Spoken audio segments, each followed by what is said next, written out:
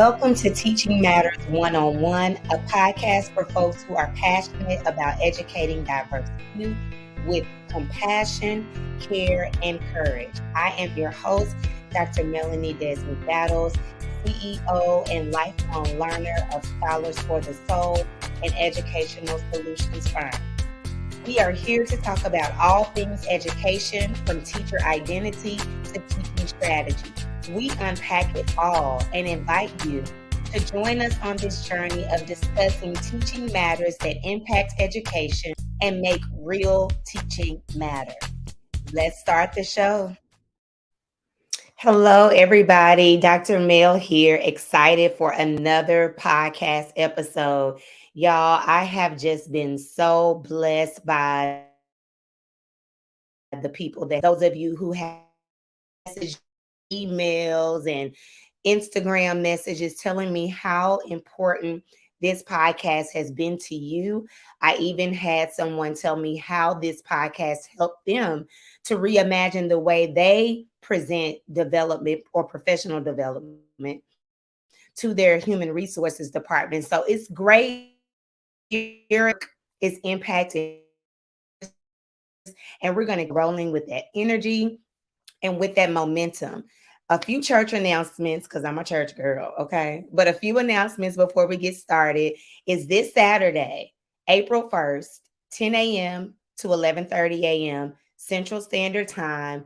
I will be conducting a free master titled How to Build Academic Mindset, through Transformative Instruction. How to build academic mindset through transformative instruction that shifts the way your learners engage with the content, that the motivation, and even your satisfaction you have, or even during while you are teaching this content. So it's a master class because it's going to be a sort of work session where I will be discussing the 4 components of academic mindset very briefly. If you'd like to see those, to check out our image, we are at Dr. Mel _ Soul Scholar, Dr. Mel _ Soul Scholar. You can look at my lives over the last 4 Fridays, and I've taken each component and but even if you free masterclass, because we're going to look at what your instruction is currently and how we can embed these academic mindset components within your instruction to allow for the greatness that you've already brought to the table. Make it meet your students, how to make it connect young people, who they are as young geniuses, young soul scholars. So I want to entitle today's podcast, this is part 3 of our series that is called The Science Behind Building Authentic Relationships. So far on embracing and enacting radical welcoming and radical belonging. If you missed it, go back to the previous episodes. For those of us who are listening on Apple Music or Spotify or Deezer or any of the other ones where we are, go back and listen. So, and also listen to part 2, which was last week, the role of hormones in building student confidence and competence. So it's the belief that they have about their own abilities to show up as a scholar, to show up as a genius, to show up as an intellectual contributor. Then their competence, meaning how well they are able to mitigate stress, because learning can be stressful. It should be fun. It should be engaging. But there is a both and relationship with learning. Every space of learning is not going to be comfortable. There has to sometimes be a little bit of inspiration to keep it, which helps those brain muscles to continue to strengthen and grow. right? So I'm not going to go deep into brain science today, but I want you to know that the hormones, they matter. How it shows up in the body. I talked last week, and I want to go back because I missed this part. I noticed I was having such a great conversation about it that I failed to discuss some of the ways that it shows up in our nervous system. So just a very quick recap is that our hormones, we talked about oxytocin, which is the bonding chemical in the brain. So this is why relationships, this is the science behind, because the happens when there is bonding that occurs. So students have to feel welcome, first of all, to even create bonds. They have to feel as though they belong as they are, not needing to be fixed, not needing to be saved, but they can show up as they are, and they can grow there with you. Right? So if we are experiencing this other hormone, which is called cortisol, it is the fear hormone. Fear can hijack our brain, and we talked about that in the last episode, but it can also show up in our bodies. So I want you to think about watching a scary movie, and if you're into it and you hear the music, you see some impending danger approaching, you hear some unsettling sounds. So, right, your body begins to reflect that. You may get tense, you may be squeezing somebody that you're in the movies with, you may be body tightly embracing the moment that you feel is going to come with danger, because the body is set up to help us survive. And oftentimes, fear can hijack our minds and also hijack our bodies. So, for our students, when we're talking about fear and hijack, remember that in the body, there is either fight.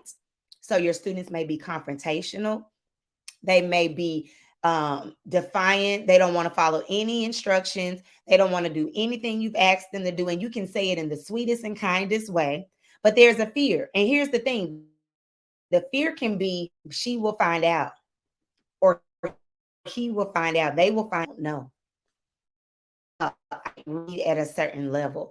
They will find out I have a hard time structuring my sentences or my paragraphs. And the they could be the teacher and it could be the students. And there is a sense of embarrassment and shame that could be connected, let alone and in traumatic triggers that could be coming, how they may have felt like they were not good enough, that happened outside of the classroom. So this nervous system in our body, it shows up, and that's where your hormones show up. So we have our sympathetic system, which is a part of our nervous system, and that is what motivates that fight response, right? Because the fear hormone is there to help us survive. So it's either going to fight, or here's another one, it's going to run away. And that doesn't always mean, it can mean disassociation. It can mean daydreaming and being aloof, not on task, not all the way there. Any of those behaviors can happen, and they show up in the sympathetic system. But there's another system. There is the parasympathetic system. And I'm not going to get into the polyvagal system. That's the third one. But I'll talk about these two. Our parasympathetic system is on rest, food, feed, breathe. So it wants to relax. It wants to connect, meaning that breathing, that connection, it wants to rest. And we have a vagus nerve in our bodies that is the second largest nerve, and it goes from our brain stem all the way to our chest, our lungs, below, below the digestive system. So what we have to do as educators, or any of us really who are facilitating learning spaces, whether it's for adults or children, but our focus here is for children, is thinking about, how am I going to assist me? Another dope, a reward chemical, and it helps the body to relax.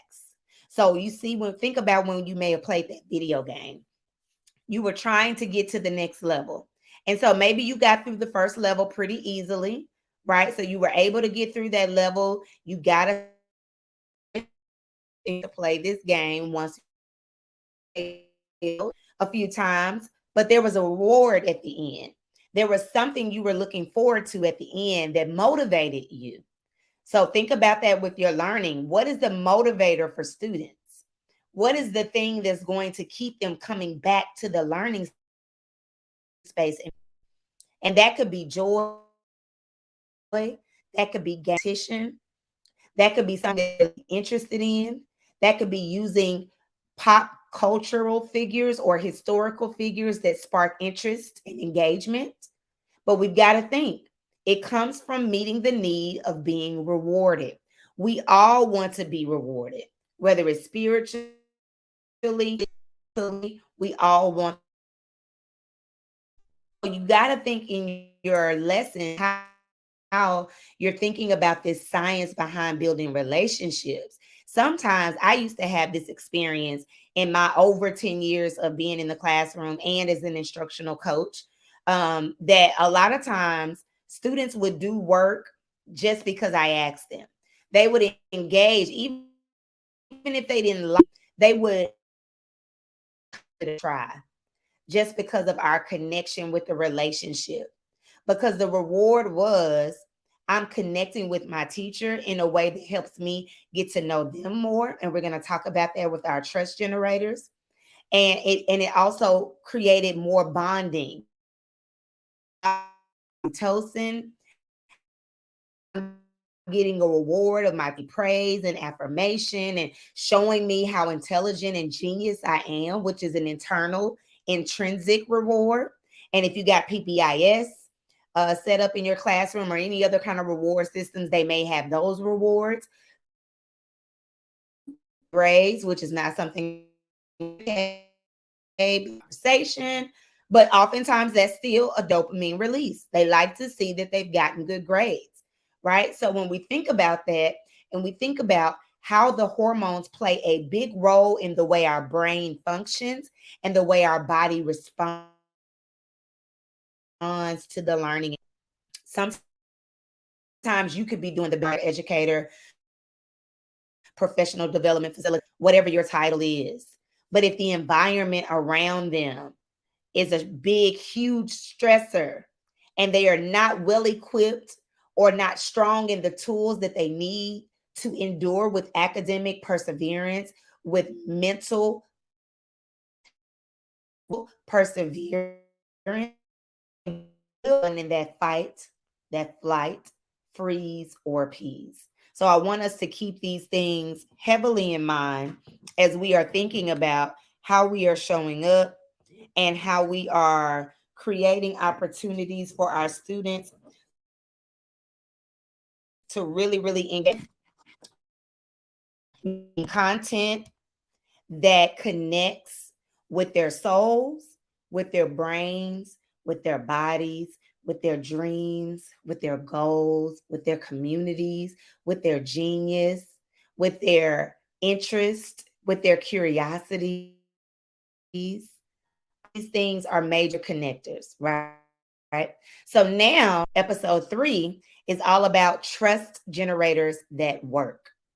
Trust generators that work. I urge teachers every time I do professional development, and I know people get tired of hearing about relationships, but to include relationship building in your lesson. It should not just be something we're focusing heavily on in the first 2 to 3 weeks of school. And then we think we've got the relationship down pat. With any relationship, it takes continual investment, dedication, commitment, and stamina to continue to learn the many parts of ourselves and learn the many parts of ourselves as the seasons change, as they age and mature, as their external circumstances, such as things happening in their home, in their community, as those things change, the children and who they are adapt in any kind of way, good, bad, or indifferent. different. So who you had at the exact same student in the month of March, in the month of October, because they get to know you. They get to read you. They're reading you from the beginning. They're figuring out who you are, what ticks you off, what makes you smile, what brings you joy, ways, healthy ways that classroom. Just as important in the part of our relationship building as when you select what standards you're going to teach for the week. I'm going to say that one more time. Trust generators have to be just as important as when you select the standards that you are teaching for the week. Because different strategies to share and connect with the students and the families that you serve, or the people that you serve, so that you can build alliances, so you can build partnerships with your students. Let me give y'all the real deal about culturally responsive teaching. Let me tell you who it's really for. It's beautiful and can benefit everybody. Who is really meant to target learners. The learners do not initiate tasks independently. They do not they're not able to formulate plans and strategies. They have underdeveloped self-regulation, right? These things are characteristics of dependence for everything. They executive functions are not fully developed, or are not developed at the age appropriate level where they should be, right? And they do not feel confident enough to try hard things without you holding their hand every step of the way. Don't get me wrong, support is important. What we're trying to do is close the equity gap. All these gaps we hear about, well, we got so many Black and brown kids who are being suspended, put in detention hall, taken to detention centers, being written up for different things. Then we've got a low number of our Black and brown students who are performing at grade level above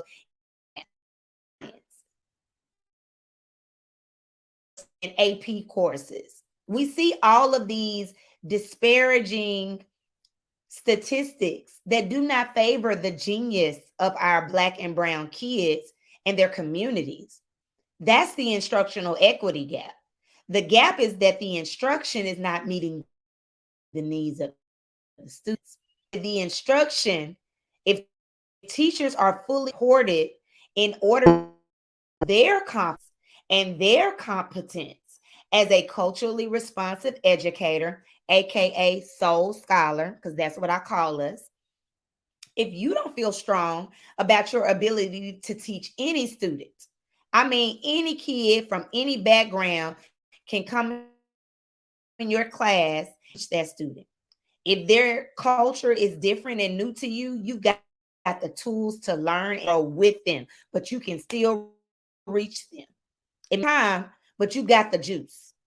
You got the juice. You got the sauce. You can do that, right? But it's important that to close the instructional equity gap, we've got to focus and make a really a hyper focus on our dependent learners, because they're not used to carrying a lot of cognitive load. They're told what to do. They could be compliant. Some of them are not. They can follow do things that are simple for them to do, like copying sentences, writing vocabulary words, but carrying deep cognitive thoughts and analysis and synthesis and all of those blooms and DOKs and all of those things are a struggle. And what happens is, because there is shame and humiliation attached to when we can't do something, because our world stresses the idea of perfectionism. And when you don't show up perfect, whole, complete, unable to do something, and the environment doesn't encourage a growth mindset, then you begin to internalize shame and believe that you're not even capable, because there has been very little in your capacity of who your students are. So when we're talking about that, we've got to also realize there are stressors that are going to come from that shame, from that humiliation, from feeling left out, from feeling less than, and the low self-esteem and low self-worth. The kids that you see that are acting up the most typically are the ones who may have a low sense of self-worth because they don't, and this is not a one size fits all. Been the children that I see, children that I have had in my classrooms that have misbehaved and been off task and not wanted to engage in instruction and just very defiant against anything that you try to present to them. Once I got down to the root, once I talked, I had one-on-one with them, once I the data about once I looked at the data of, about their families and talked to their families and talked to the students, and I just had a whole smorgasbord of data, humanized data and numerical data, giving me a full picture of who this baby is. And that's the issue. And so as we think about this, the combatant to those stressors, to those low self-esteem, low self-worth academically, and even as a person, is to create alliances with students. And Zaretta Hammond talks about these trust generators very explicitly in culturally responsive teaching in the brain. And she talks about these alliances as opportunities for you to engage with some of your students in a very strategic way. And I'm going to republish the workbook that I have. It's a culturally responsive teaching plus social emotional learning playbook.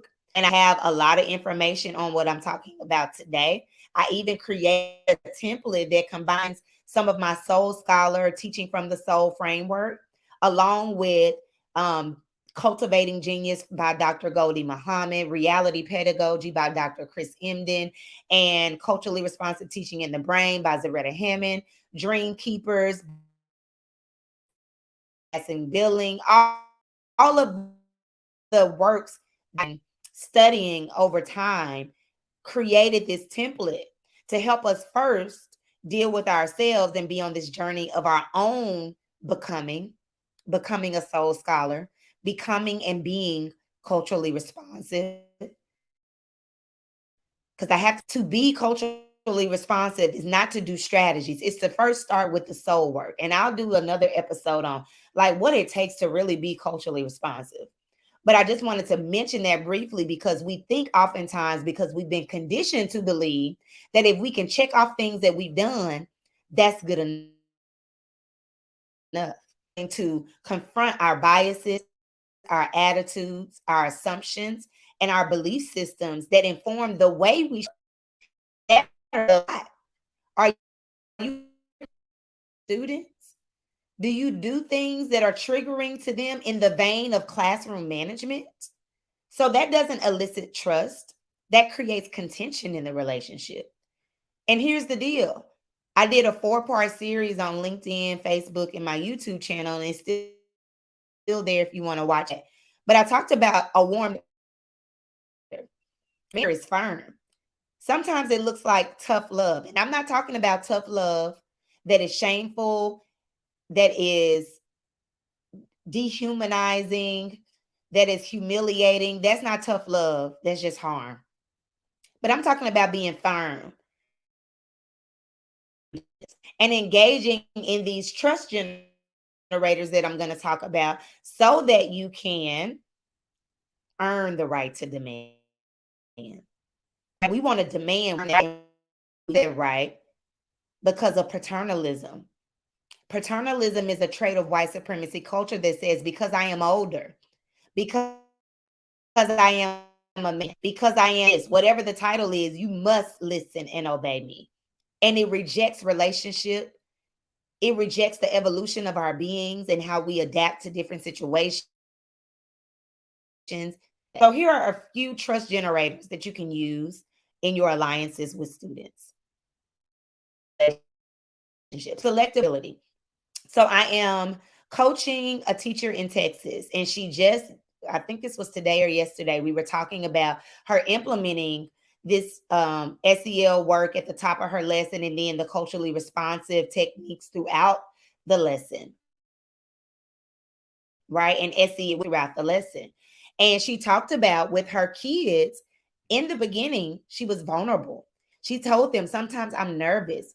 Sometimes my show up so strong when I'm bringing new stuff to you all because I want it to be so good. I want it to be so perfect, but I'm trying something. You all with me. And guess what? Her students and how her students responded. Oh, miss, we got you. It's okay. We're going to work with you. And then they enjoyed it. She said the responses, the questioning, the engagement was so high from her showing, because she teaches ASL, and from her, the of the black college student, black woman college student that was doing ASL, that was performing language. And they talked about it, and she showed it was a talk show clip that discussed her and how she was so confident, but how they had to grow. And so they're able to see that, talk about it, then connect it to their own spaces of confidence, spaces to be more confident and then to learn. And do y'all action? It's not another thing to do, it's the way that we teach. She was selectively vulnerable by letting them know about some of her fears, that she was trying something new, that she was learning with a coach. So selective vulnerability. Another one is familiarity. In our time, out of the classroom. That could mean you come and you show up at a game, whatever game they're playing, or a tournament, or a debate competition, or a musical, whatever it is they're doing. You're outside of the classroom. Even if it is going to being at their community gym, somewhere where your students are that's outside of the classroom. Familiarity breeds that connection and a trust. Common interest. So finding some things that they like and sharing those common interests. So if you see students who like to skate, and you skate back in the day, maybe you talk questions about what it's like for them. So remember, you're not hogging the show, but you're just sharing to open up space. It opens up space in our souls when we see commonalities within each other.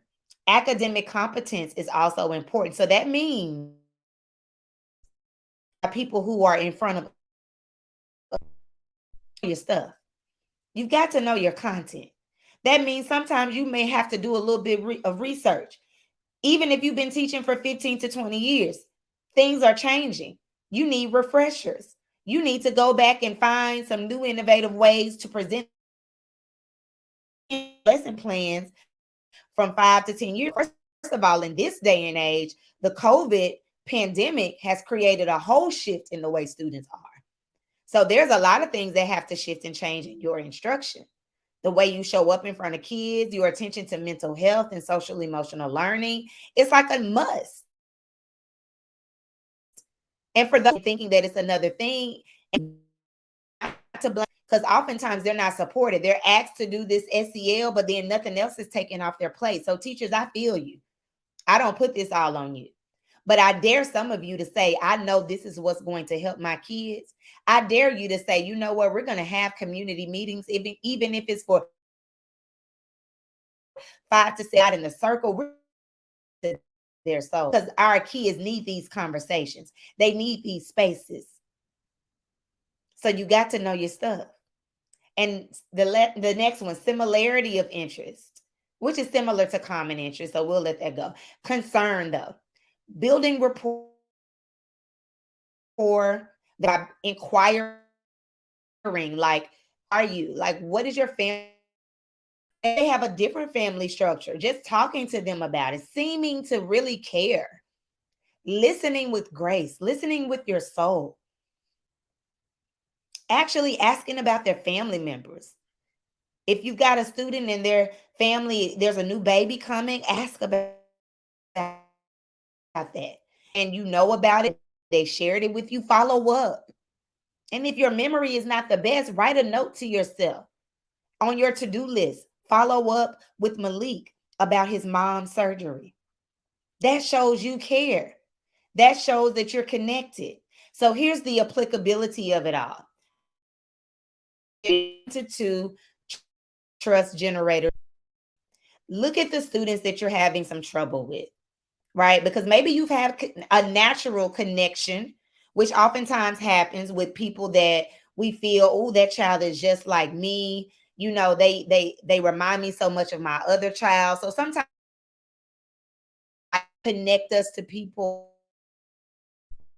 Choose some students, and I'm not saying choose all the students that are quote unquote what people call bad, but choose some of those students who are more challenging, and choose some of those students who are more quiet.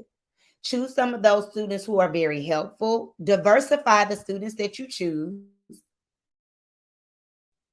Them into a small group of maybe 3 or 4, or you have these one-to-one conversations, and you use these trust generators as you build alliances. So I'll do another podcast about alliances because that can be a whole conversation. I just want you all, as I end the podcast, to keep this in mind when you're thinking about trust generators. The brain is over time, and that oxytocin is like a direct fighter. It's an antidote. It's a direct combatant to cortisol, that fear. If you don't remember any 2 hormones, I need you all in this series to remember the bonding hormone, cortisol, the fear hormone. And they are like Batman and Joker. One for good, one not so good, one really bad, right? So think about, how am I setting up space for oxytocin to flow? Setting up space to help mitigate the impact, lessen the stress, because you're not a magician. You're not the all knowing, the all seeing. You're not capable to erase certain issues from your student's life, but you can be a partner in learning, can be who is an ally. We're both going to go forward together as we learn and as we both grow. So remember, this is not a quick fix strategy, but maybe do a case study. Maybe look at this for about 4 weeks. Be very intentional. So that means you want to minimize the amount of times that you want to focus on observing their strengths and actually hallmarking those strengths, calling home to brag about those strengths that showed up in class, encouraging and affirming their own genius. Quick fix. You could do this over 4 weeks, 6 weeks, and just see the growth. And imagine if you had started this from the beginning of the year, intentionally, built into your lesson plan strategically, not just fly by night, but very intentionally. Less behavior, there have been more student engagement. And it's not going to say that students are still not going to, act up. Their kids. They're growing. Their brains are growing. Their bodies are changing. They're not in control of a lot of things that impact them. Grant them some grace, y'all. Grace extended to you. So give them the same grace that even if it wasn't extended to you, that you would have wanted extended to you. Grant them that grace. So I want to give you, again, bringing back attention to our free ebook, our free resource, the understanding and implementing culturally responsive teaching, exploring the journey from identity to instruction. You can't get this good instruction until you look at you. And this text helps you. It gives you activities for that, but it also goes into the academic blind spots within your instructions, advocating for your own support because you need support to be culturally responsive. You need coaching. You need really good professional development. You need space and time to critically self reflect. So, this is a free tool. You're here. If you're watching this on YouTube, description box. If you are listening to podcast through your podcast channel, go to the show notes. You can also go to Dr. Mel _ Soul Scholar on Instagram. The link in my bio opens it up. It's that first big red button. If all fails, send me an email. I'll talk back. Send me a DM. info@scholarsforthesoul.com is my email. info@scholarsforthesoul.com. And just tell me that you want the free ebook. I'll send you the link to get it to your email. Lastly, we have finished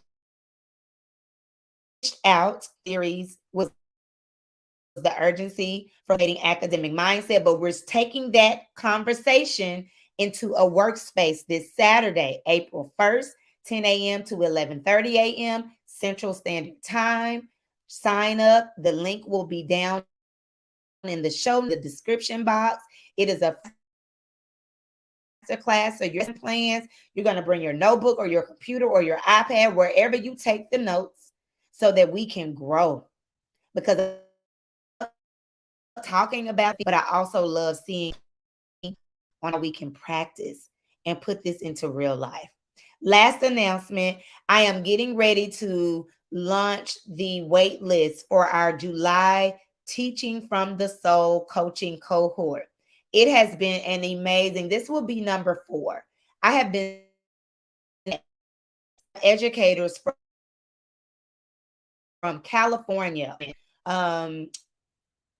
Chicago, Arkansas, Tennessee, New York, Texas. I mean, every region of the United States have gotten on to this virtual cohort. I'm anticipating that I will extend it to 6 weeks because I want to use 4 weeks to plan and get into the content for more of concentrated work time to like really build some strong units that'll kind of carry you into like hopefully the first quarter of your school year. So this will be a great time to get some lesson planning done. Look at your curriculum maps, whatever the people are making you do, we're going to make it work culturally responsibly. Promise you. That's a guarantee. If you show up, so stay connected to join us. You can also join our community if you go to scholarsforthesoul.com. scholarsforthesoul.com. You can scroll down, join the community, be on our email list to receive all updates. Soul Scholars get the first dibs. They get exclusive discounts, and I want to be a part of that. Today, good people, thank you so much. YouTube family, Teaching from the Soul, my lovely Instagram community at Dr. Mel _ Soul Scholar. Those who follow Scholars for the Soul on Facebook. And I'm not on Twitter very much, but I got a couple things over there you can check out. Scholars or Scholars Soul. Thank you for listening. And this has been your Teaching Matters One-on-One podcast. I will see you all next Wednesday.